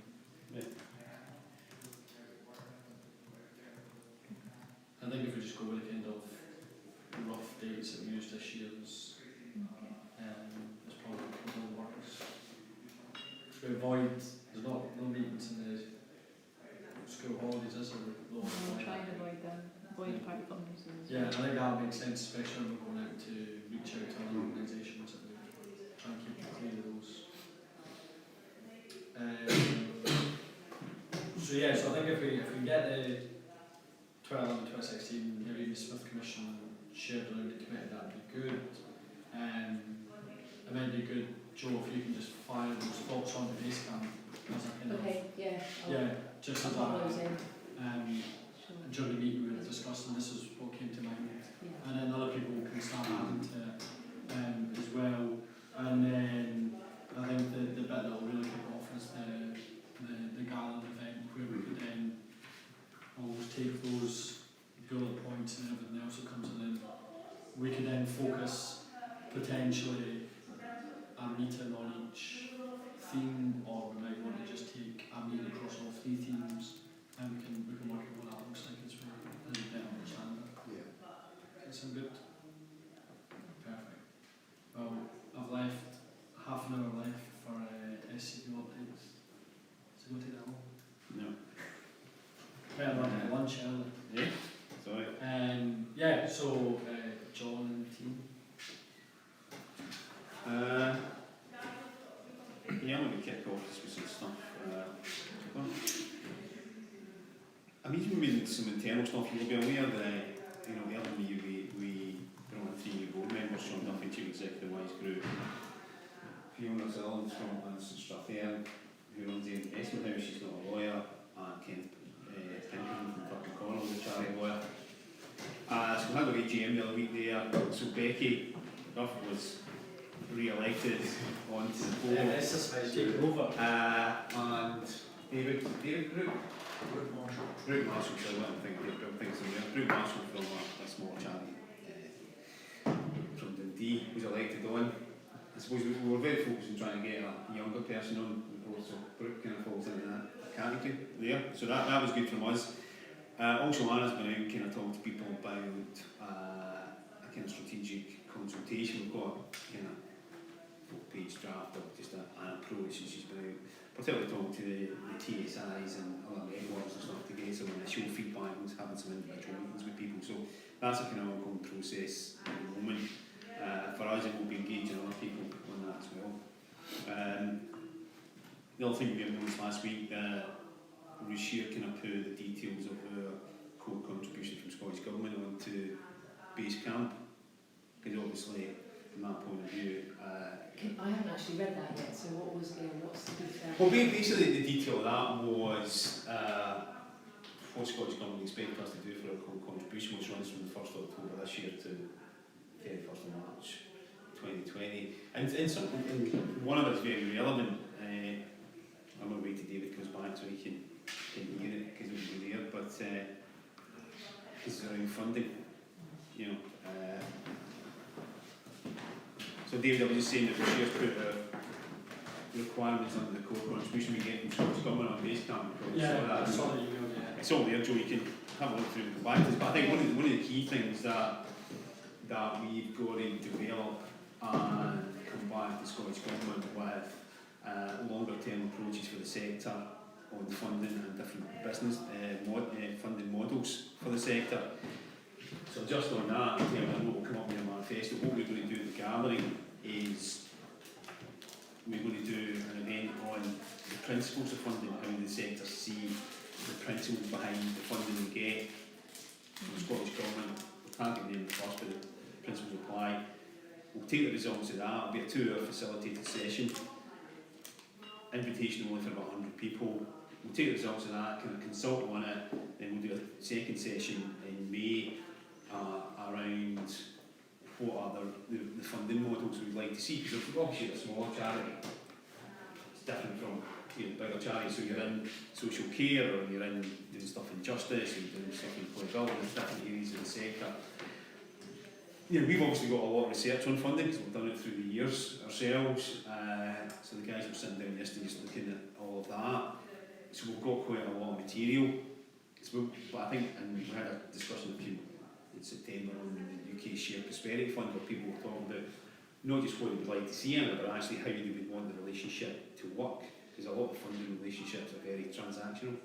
You want to be on a different basis. So that's why we're going to do quite a lot of stuff on the funding there. So I think we're committed to Scottish Government to come back by next autumn with here's a paper, here's the approaches you take to to the sector on funding, longer term, different models, proportionality as well, particularly around some of the stuff and bureaucracy surrounding that. So that can feed in to your manifesto. You might see you doing a lot of work, and actually you can cite this work is part of it, this is the approach we want, so that's something there.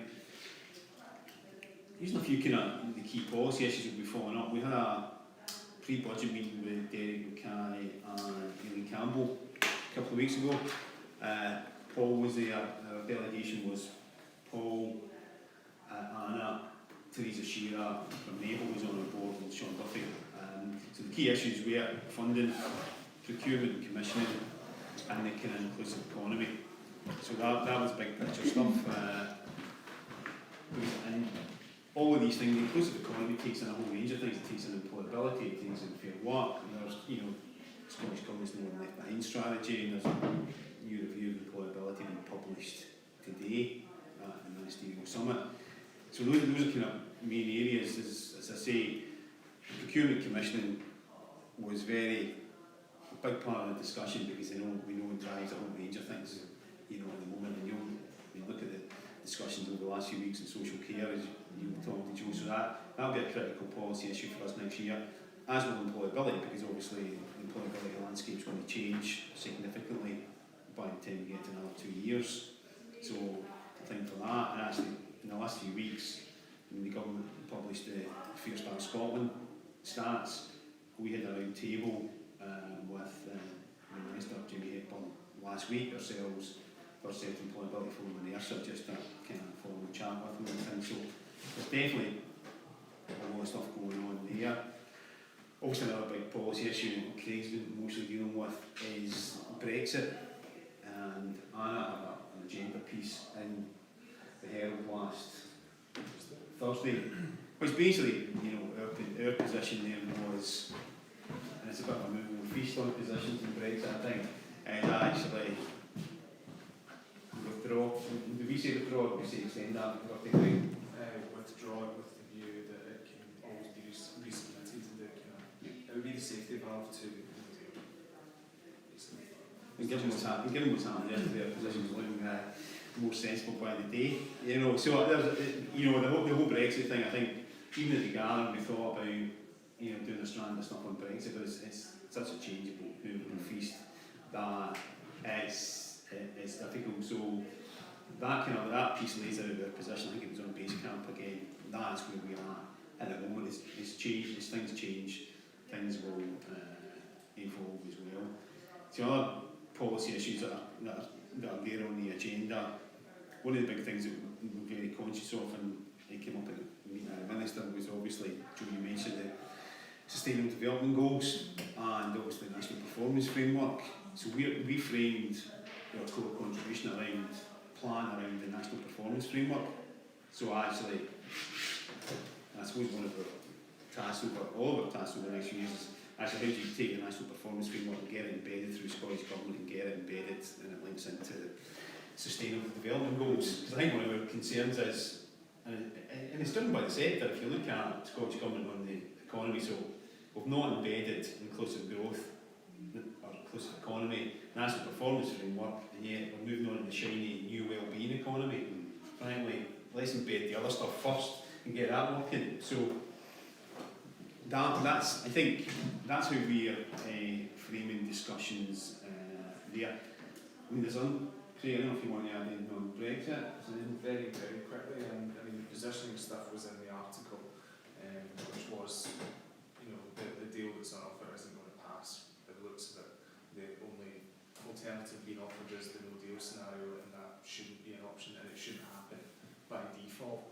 So basically, our practical solution to that was, well, given the court case in Luxembourg, you can withdraw the letter, which was submitted prematurely anyway, so you can always buy time, and we thought that would kind of placate everyone, because you could always resubmit it, so it would not be we are cancelling Brexit, it's just a time buying exercise.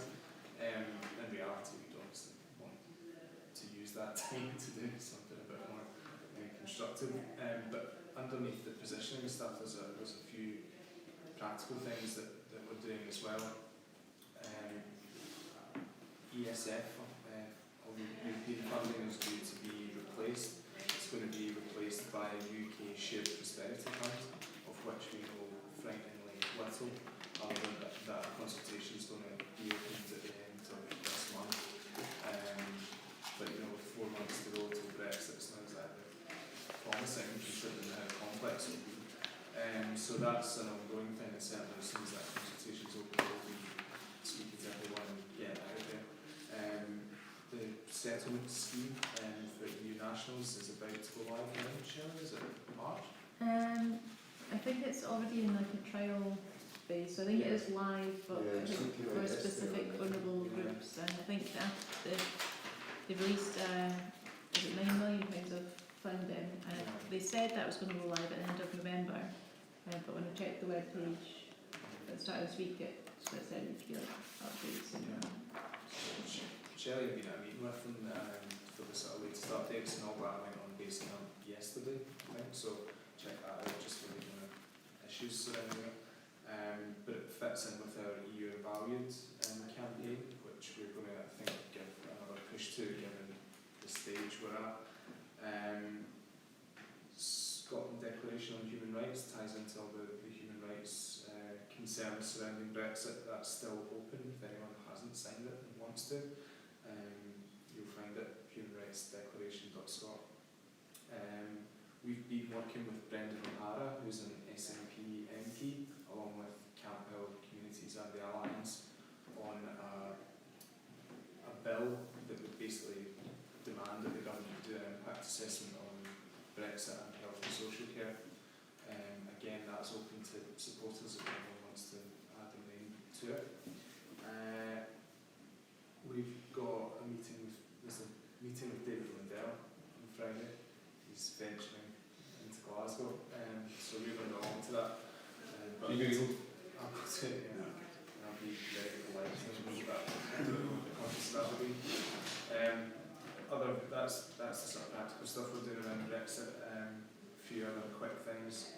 We met with the SNP's campaign committee, which is a party, a piece of the party that's headed up by Keith Brown, who the new deputy leader. And basically, I think they're alive to the fact that they are becoming the established government and are aware that if they are kicked out, then they've lost all the policy making ability. They've been relying on ministers and civil servants for too long, and also you lose that kind of radical streak because you're just thinking about money management and what you can do when you get back in government. So the party itself, I think, is trying to kickstart the policy making arm of it again. I think they're very open to meeting with the sector. In fact, the meeting they had with us is the first meeting that they've had out with themselves. So we've got a real open door there, and certainly we'll be pushing at it and keep you all involved. We also met with the Electoral Commission. They're issuing new guidance on the lobbying, UK lobbying stuff. We can send around, I think we've got drafts of what they're looking at. It seems like it's going to be an all-sign on the website, which looks like it may be useful and hopefully allow charities that are too scared to lobby, just in case, to feel a bit more confident about saying what they think. Yeah, I think that's. Oh, the unemployability, we've got any staff member coming in. Yeah, we're interviewing in the next week for a new skilled employability and workforce policy officer. So doing that kind of two-stage process, so we should hopefully have someone in. Because that'll be another big issue, as mentioned before it's going on. Shelley, you've been dealing quite a lot with the Social Security Agency. Have you get anything up on that? I don't know if all my stuff's a bit niche, that no one probably wants to get too much about it. So maybe I'll just say, like, one of the main concerns of the sector is that there's still no timetable around regulation, which is making it really difficult for people to plan, what they're going to engage with and when and to engage their members. So we're still pushing for that. Other than that, it was maybe a bit niche, so still working with Scour on a number of shared priorities, and have recently attended quite a few meetings, but I'm sure that an update on this might not be too interesting. So Alright, I don't know, I know we're trying to move away from Craig's stuff's quite broad, but my stuff's not so much. So it's all based campaign. yeah, but also on the AI sort of future stuff, which I cover as well.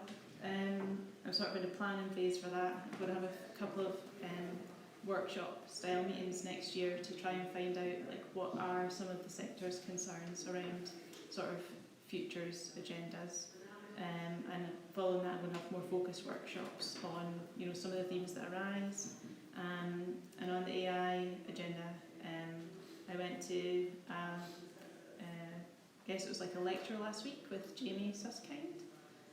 I've been to a lot of AI events since I started on that agenda because I didn't know anything about it, and it was the best one I've been to by quite a long way. Who's he, Shelley? Jamie Suskind? So he just released this book called Future Politics. So he's just someone who's been to Oxford, Harvard. His dad works in futures, lots of his family works in futures, and I think through that he's actually a lawyer, but he's gathered a lot of so he split his book into 4 themes, which was democracy, freedom, justice, and I don't know if you can remember the one, but it mapped really well across, when he was talking about it, I think it mapped really well across concerns that the third sector would have about new technology. It was, because usually when I go to these events, people talk about sort of really specific advances and the impact that might have, but he was talking about you know, conflicts between the state and technology companies, power shifts. It was really, really interesting. So I'm going to approach him to ask if he would consider doing a webinar for our members or possibly wider third sector as well. So we'll see what he says. So if we could get him, it's been really hard to engage people with this agenda, but I think around these themes, you know, the way he is, it's just so much more relevant. So I think it'd be really interesting if we could try to get something with him, and then hopefully that would help people to see why it's something we should engage with and what the risks are more broadly, rather than to do with specific technologies and what the risks are. So, Okay, thanks. Paul, the I guess government Open Government SDGs, Sustainable Development Goals. I don't know if many of you were at the presentation I gave to this committee a while back. I can't remember when that was now, but it must have been a long time ago. And a lot has come on since then. So at the start of the year we published our open letter, and we didn't really have anyone in government we could talk to about the SDGs apart from international development. And since then, we've kind of become a key stakeholder as the SDG network, working with Scottish Government, the National Performance Team and Department for International Development. So we have set up our own working groups. We're working with the National Performance Team now to develop Scotland's contribution to the voluntary national review that the UK will be submitting to the UN in July 2019. And our network's grown substantially over the last year, so from about 30, 40 people to about 200 now. So it's a very active group, and I think in the new year we're going to be looking at how we kind of build up the structures of that and actually, you know, create a sustainable legacy for it post the Pioneer project that I'm coordinating. So that's been a real success. In terms of open government, as you know, we've been working with Scottish Government to develop Scotland's second Open Government Action Plan. You may have seen some things on Basecamp which have highlighted some of the difficulties in working with government on that action plan, and really securing an ambitious set of commitments, which is what we've been kind of championing since December last year. The first action plan wasn't amazing, it wasn't fantastic, but we felt that, you know, that's the first step into this area. It would be the second action plan where we could see the real progress made. The plan is now ready to be published, I think probably in the next few weeks. But definitely, I think from SCVO's point of view, not from my point of view as coordinator of the network, but from SCVO's point of view, we are supportive of the plan and want to see it be a success, but we do feel that it lacks the real bite that we wanted it to.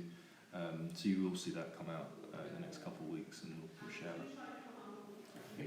just one other thing, because I was talking about it yesterday, many will be aware of the 20th devolution next year, and we're working on a kind of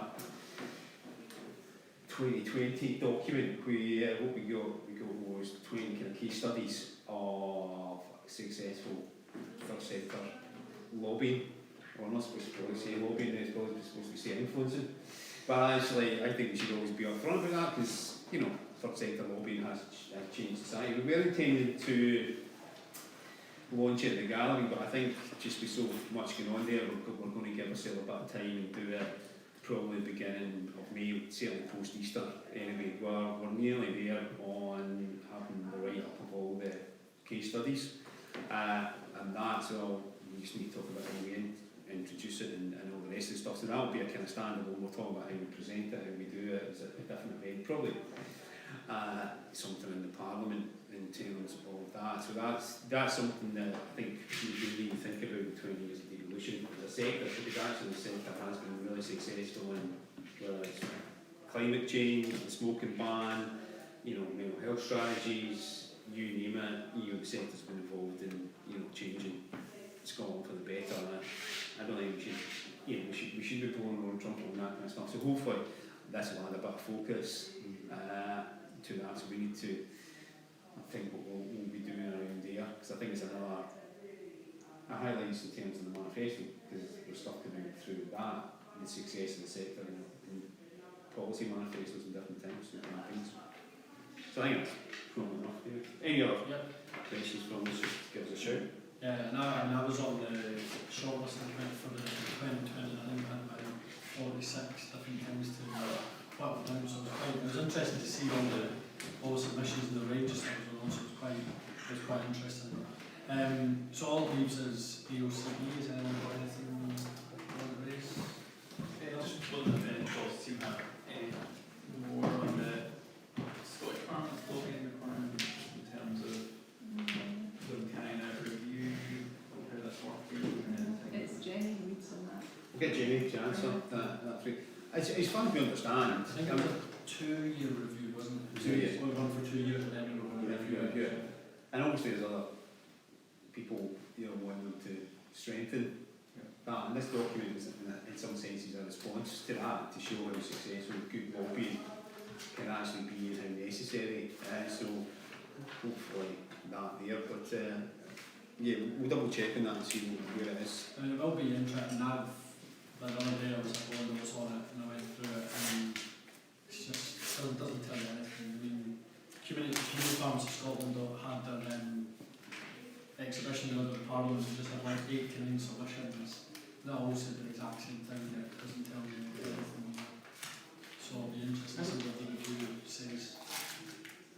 It's not going to be softened or gotten rid of, so it's just going to be probably made thinner again. It'll be sort of no one's allowed to talk to me. Yeah, it just wants to quiet down. Here, stop emailing. So accurate. Yeah. Cool. Well, thank you very much for your time. Got a few things that we'll get out to everyone in terms of the new forum if you're in the gathering events. But I think there's lunch outside, so please stay and have a bite.